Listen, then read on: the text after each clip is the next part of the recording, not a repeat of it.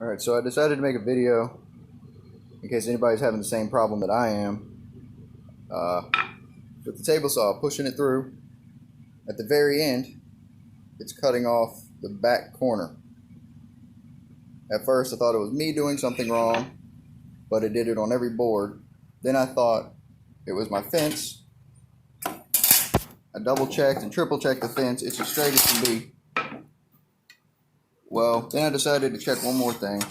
So I got this set up flat against the miter slot, and I got it to where it's touching the front of the blade.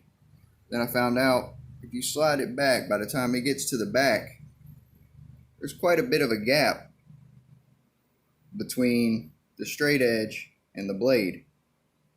So the next thing I'm going to do is take the blade out and see if maybe there's some debris or something.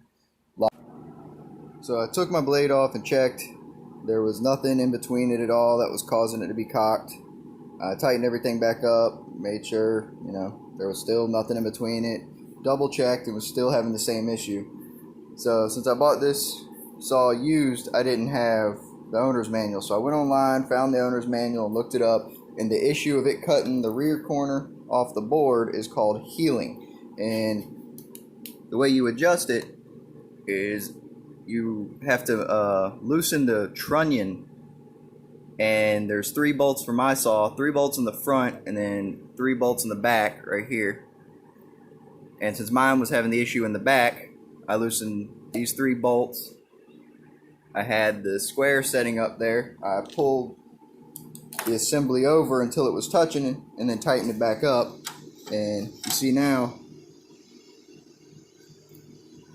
there's no gap at all. So hopefully, this has been bugging me for a while. Hopefully somebody else, if they're having the issue, this will help them.